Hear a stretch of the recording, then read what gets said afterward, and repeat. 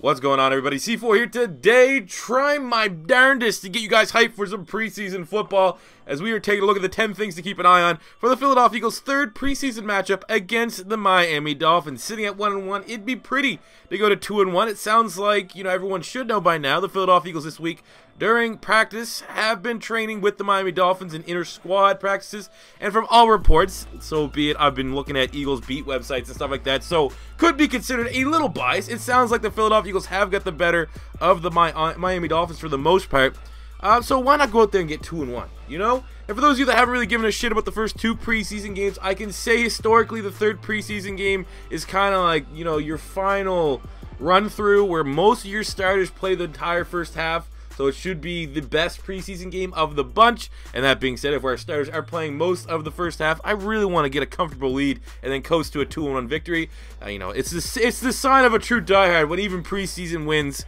matter to an extent. But without further ado, I'm going to jump into the top 10 things for us Eagle fans or just fans. I think it's going to be on the NFL Network. That should, you might be fucking around on Thursday. You want to do something? Watch the Eagles play. So at number 10, for the love of God, give Dane Evans more snaps. I personally would throw him in over Matt McGloin. Matt McGloin has been horrendous. A little bit better last week against the Bills than he was. He was horrific against the Green Bay Packers.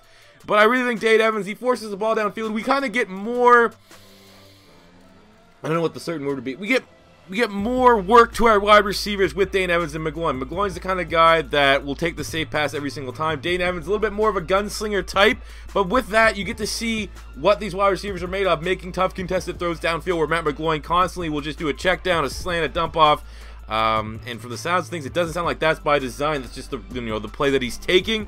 So, both these guys are not going to make the roster. It looks like Nick Foles will be out again, which is very, very disappointing.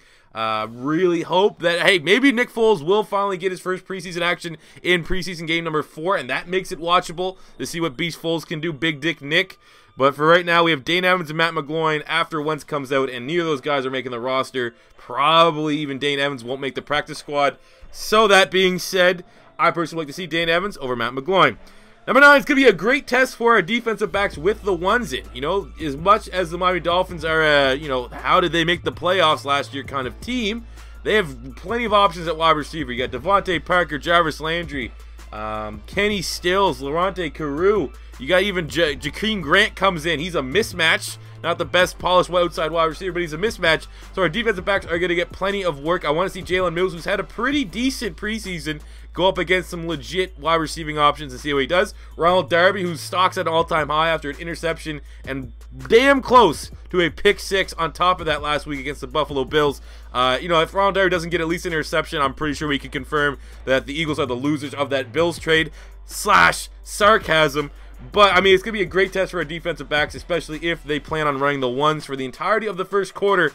It's definitely going to be exciting to see that. Number 8 is who is going to be the number 1 linebacker. It looks like Jordan Hicks tweaked his grind a little bit as the Philadelphia Eagles, especially the fans on Twitter, had a meltdown when we just heard the report that Hicks got injured at practice. So did Brandon Graham, but both of them are not severe. But we didn't know anything about Jordan Hicks, so everyone just was starting to assume the worst, but I doubt he won't play this week. So who's going to run with the ones? Is it going to be Michael Kendricks or is it going to be Joe Walker? Joe Walker, who's been, I'm going to be honest, kind of this preseason. Last preseason, he was kind of one of the darlings on the defensive side of the ball. Are you going to let him run with the ones, or are they going to let Michael Kendricks run the ones? And Michael Kendricks has probably been the most productive player on the defensive side of the ball for us throughout this preseason. So it's going to be interesting to see who runs with the ones there. Which kind of goes into number 7, is will Michael Kendricks continue to raise his value? Not necessarily trade value. I know a lot of fans, even myself included, wouldn't be open to trading Michael Kendricks, especially getting his contract off the books. But there's also the other side of things where, we don't have a lot of depth at linebacker. And if Michael Kendricks really is playing this well, maybe this was a kick in the ass. Maybe running with the 3s, playing in the fucking second preseason game like the goddamn 4th quarter. That's the wake-up call. Like, man, I should start playing good again. Because, 2-3 years ago, Michael Kendricks was legit. We thought we had a franchise linebacker. That's why we paid him with the contract. And then over those years, he's got slower. He's had injuries. For some reason, he went from being a guy that absolutely I'd feel confident covering a tight end like a Jordan Reed to last year being, oh my God, get him off the field. He can't cover anyone, can't tackle anyone in open space. However, this preseason, you have 2 picks, 2 sacks, stuff like that, making open field tackles for the most part. I could say probably he's been the MVP on the defensive side of the ball. Okay, maybe Derek Barnett, but he's debatably, he's in that conversation. So as long as he continues to raise value, be it trade value or the fact that he gets confidence and gets some trust with Jim Schwartz, so that, you know, when it comes crunch time, when it comes to we have to put our best package out there, sex joke, best package out there on defense. Last year, we were going with just 2 linebackers on the field, and Nigel Bradham and Jordan Hicks. Now, if Kendricks can finally, you know, get some confidence back and continue to play at a high level, it's certainly another weapon to add to our defense. Number 6 is Caleb Sturgis. Can he regain his stability? He has looked shaky during this preseason. Last preseason game on Twitter, I was saying maybe bring in a guy like Dan Carpenter or something like that to add some kicking competition, because maybe he's just getting lazy. So I want to see him get some stability back to his kicking game. I'm going to be honest, I was kind of pulling for Cody Parkey last preseason to win the kicking battle. Obviously, you know, anytime you have a fucking rookie kicker that makes the Pro Bowl, you want to kind of build upon that. But Sturgis won the battle, and he was good last year. He was pretty much automatic. I think he made 86% of his field goals, and he was pretty reliable from 50 yards plus.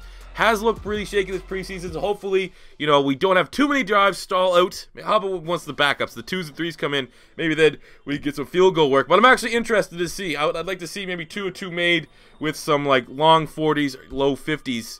Field goals for Sturgis to regain some stability and confidence to his kicking game.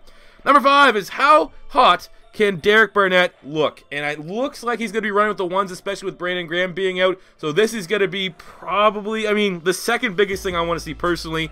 I didn't want to get too biased, so that's why we just put it number. I mean, biased. Goddamn, it doesn't really matter what's biased. It could have been higher. But he's going to be running with the ones, and Derek Barnett's been on fire. He has 3 sacks. I personally think he should have 4. I think they gave 1 sack to Means, where I thought Barnett had it. But anyway, he has been as hot as any rookie of any position in the NFL this preseason. I mean, I'm not going to be that guy. Myles Garrett is the better player, in my opinion, over Derek Barnett right now out of college. But Barnett has, I mean, what has Myles Garrett done? Does he even have a sack yet? I don't think so. Barnett has been, without a doubt, the best rookie edge rusher right now. Well, I mean, I guess, you know, not concerning linebackers. I know TJ Watt has a pretty good stat line for the Steelers. But out of, like, Charles Harris, Taco Charlton, Tack McKinley, Myles Garrett, that's all I can think of right now. There's probably a couple. I feel like I'm missing 1 or 2 other guys. Barnett has definitely been the most productive. Pro Football Focus has, you know, relayed that with the highest grades and stuff like that. And the sacks and production is there. So can he continue with that with the ones? Definitely something that you want to keep an eye on. Barnett looks legit as shit.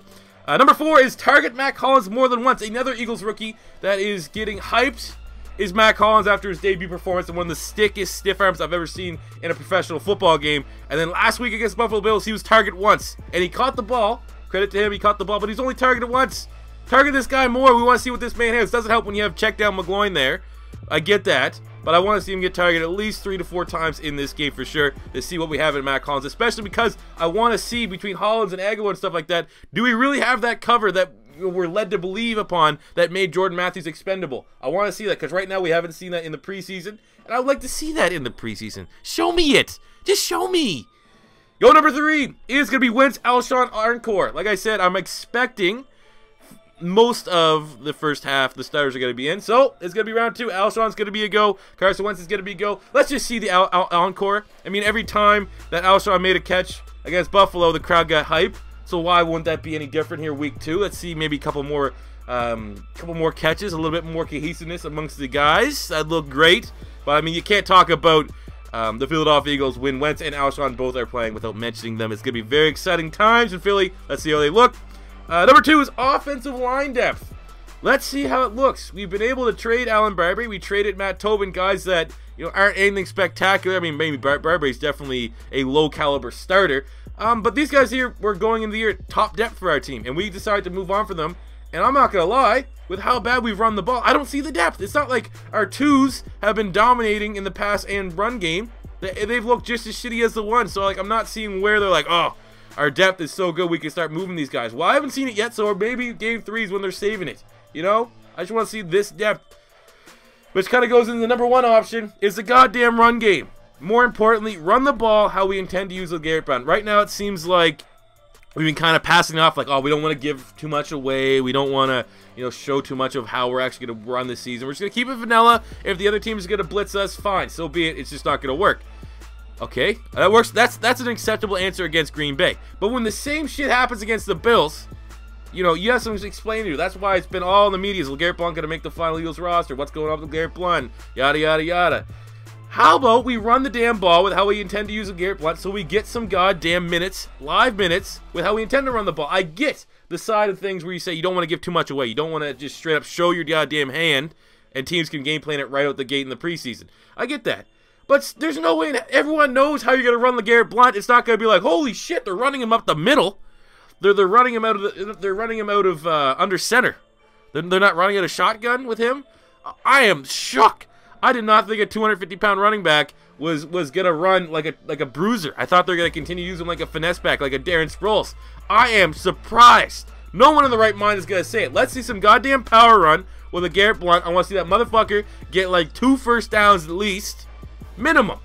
And then that goes with everyone else. No one. It's not just even LeGarrette Blount. The run game has been horrific. The offensive line hasn't been. It's been shaky. It's been shaky. There's been pressures on Carson Wentz that I wasn't happy seeing, considering Pro Football Focus and everyone, even myself included, consider the Philadelphia Eagles, if not a top 5, a fringe top 5 offensive line when healthy in this league. But no running backs looking good. Pumphrey's looked bad. Clements looked inconsistent. Well, Smallwood hasn't even shown up, so we're gonna hopefully Smallwood will get some action. But you know, everything does come down to LeGarrette Blount because he's our assumed starter. But we haven't seen Sproles yet. I mean, all I'm saying is, run LeGarrette Blount how we intend to use him. And if we intend to use him like a motherfucking speed back, like we've used the first 2 weeks, we're going to get a DeMarco Murray situation on our hands. We have a good, talented back. Obviously, I think Murray's a little bit more talented than LeGarrette Blount. But the same kind of thing, man. You're not using him the right way, trying to fit a square peg into a round hole, and it's going to continue to fail and fail. So please, for the love of God, run LeGarrette Blount like a power back. That's all I'm asking for you. And that is it, guys. Those are the 10 things I'm looking forward to for the Philadelphia Eagles versus Miami Dolphins Week 3 preseason game. Let me know what you guys are looking forward to in the comment section below. If this is your first time stopping by, don't be afraid to hit that subscribe button for all Eagles content throughout the season. Until next time, it's C4 saying peace